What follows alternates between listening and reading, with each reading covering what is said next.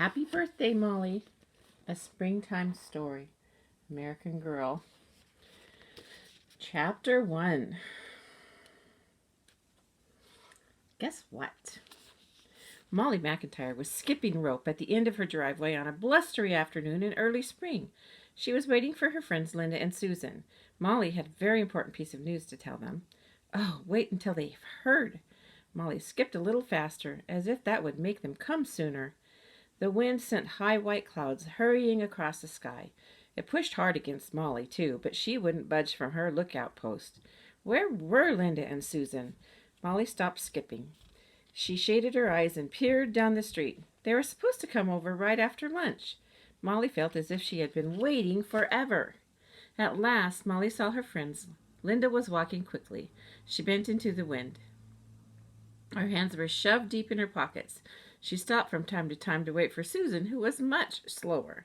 Susan had one foot on the curb and one foot in the gutter, where she was carefully cracking the thin ice over winter's last puddles.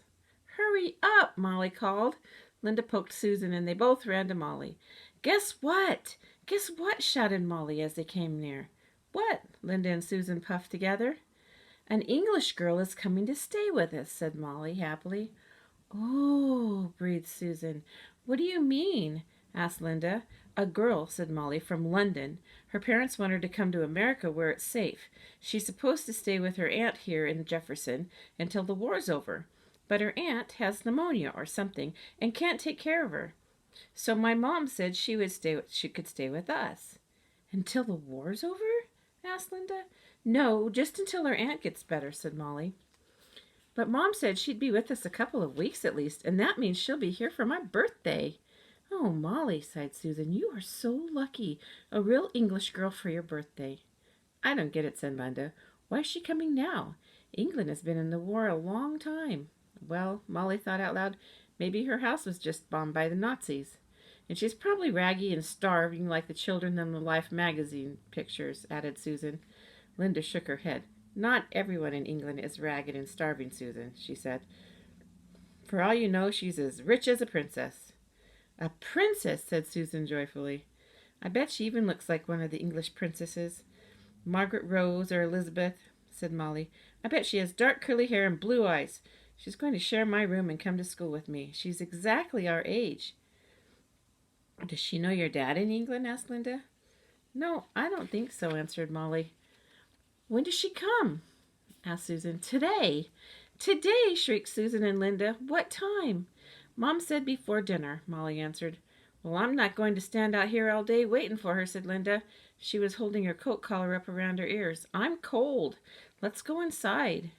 "Maybe when the English girl is here, Mrs. Guilford will give us a little tea sandwiches every afternoon like they have in England," said Sue dreamily.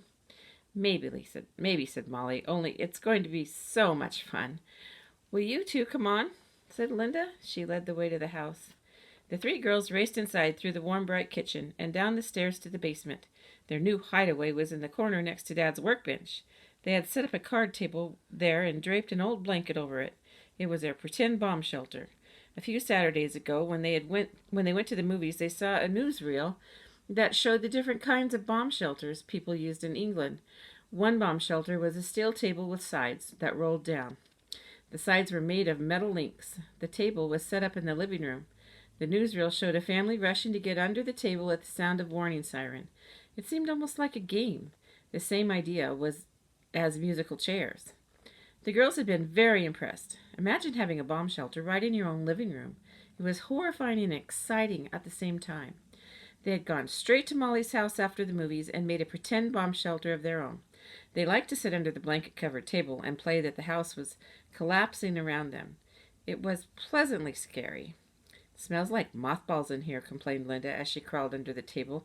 "Do we have to have this old blanket over the table all the time?" "Yes," said Molly. "Don't you remember the newsreel? When the bombs came, the people got under the table and rolled the sides down so they wouldn't get hurt." "But those sides were like a fence," said Linda. "They had holes so you could see it, at least breathe." "Well, a blanket is the best we can do," said Molly. "Let's just play."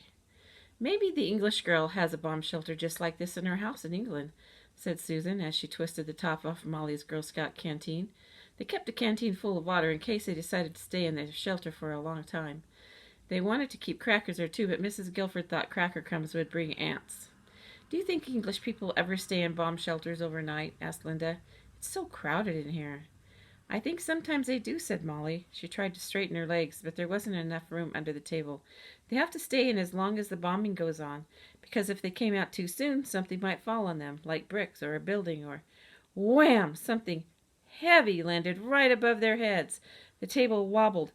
Bam! The table was stuck again. Bombs away, they heard.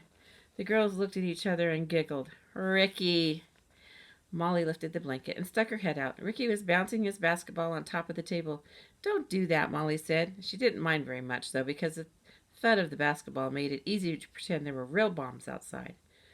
Some bomb shelter, said Ricky. This wouldn't last 2 seconds if a real bomb fell. Don't you girls know anything? Real bomb shelters are outside, dug into the ground, like caves.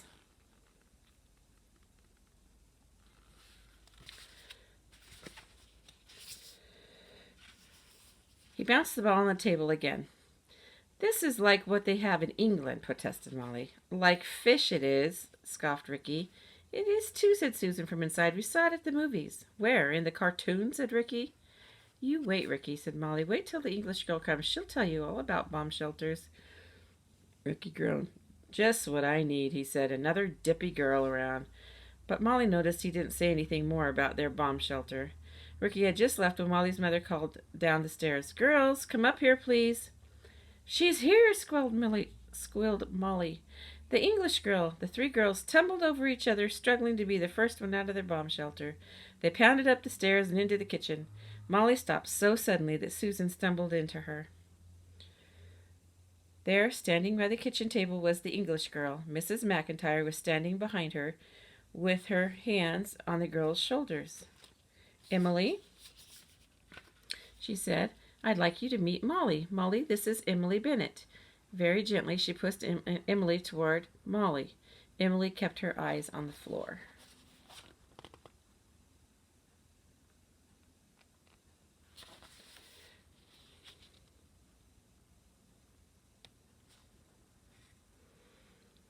Molly held out her hand and smiled at Emily. Hi, she said. Emily glanced up at Molly, then looked down again. She touched Molly's hand with icy fingertips and whispered, How do you do? And stepped backwards towards Mrs. McIntyre. Susan pushed past Molly. How do you do? She said. She pulled the sides of her pant legs as if they were a wide skirt and a ball gown and bobbed down in a curtsy. I'm Susan, she said, as she rose awkwardly. I thought English girls always curtsied. Ricky snorted, and Molly and Linda giggled at Susan. Emily didn't look up, but Molly saw that her ears turned pink with embarrassment. She thinks we're laughing at her, Molly thought. Molly moved toward Emily. This is Linda, she said, and here's Ricky, my brother. I have another brother named Brad and a sister named Jill. You'll meet them later. Everyone was quiet, staring at Emily. Then Mrs. McIntyre said, We're very glad you're here, Emily. You'll get used to the names and faces soon. She patted Emily's shoulders. Ricky, would you carry the suitcase upstairs, please? Molly, why don't you show Emily your room? She smiled and said, It's going to be your room too, Emily, for as long as you stay with us. A very quiet parade climbed up the stairs. Ricky was in the lead, with Emily following. Molly, Linda, and Susan lagged behind. Linda whispered to Susan, She's awfully little, and she sure doesn't look like a princess. But Susan's eyes were glowing. Of course she's little. Didn't I tell you she'd be starving? Emily was the skinniest girl Molly had ever seen. Her knee socks were twisted and sagging around her legs, which was as thin as spaghetti. Even her hair was skinny. It was gingery red and absolutely straight, cut short. Her eyes were pale blue. Her skin was pale, too, as if she had not been outside in the sunshine for a very long while. Ricky put Emily's suitcase on one of the beds in Molly's room and left. Linda and Susan flopped onto the other bed. Well, here we are, said Molly. Want me to help you unpack? Emily shook her head no. She stood by the door. Here, said Molly, I'll make some room for your stuff in this chest. She scooped up a messy armful of socks from one drawer and shoved them into another. You can have this whole drawer, she said. Emily opened her suitcase. Carefully she lined up 3 pairs of socks, some underwear, and 2 pairs of pajamas in the drawer. Is that all you had? Asked Susan. Did all your clothes get lost or burnt or something? Emily didn't answer. She was hanging two skirts and a white blouse in Molly's closet. She put the blouse on the hanger and buttoned up all the buttons. She folded the collar and moved the shoulders so that they were exactly straight on the bony skeleton of a hanger. Well, we have lots of clothes and things you can use, don't worry, Susan added. Emily put her suitcase under the bed and smoothed the bedspread. You sure like things neat, said Molly. She couldn't think of anything else to say. Emily seemed to have a wall around her that made her difficult to talk to. Then Molly thought of something Emily would be familiar with. Something she could certainly talk about.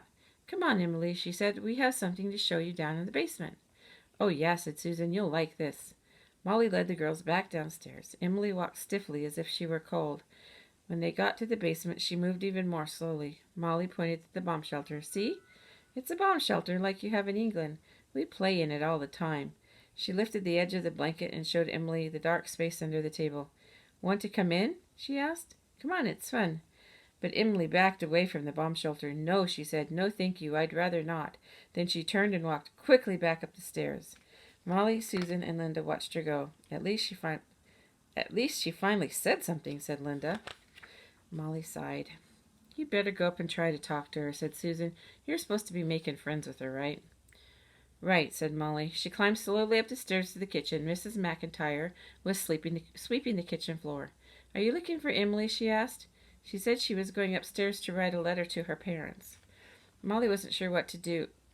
Do you think I should go up there? She asked her mother.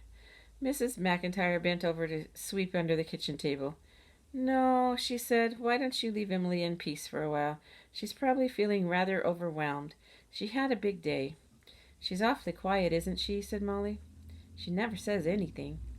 Mrs. McIntyre straightened and chuckled. Not everybody is a chatterbox like you are, Ollie Molly. English children are taught to be reserved, to be very polite and quiet. Emily probably feels shy. Think how you'd feel your first day with a brand new family. It seems as if she doesn't like us, said Molly. She won't smile or anything, and she wouldn't play in the bomb shelter with us.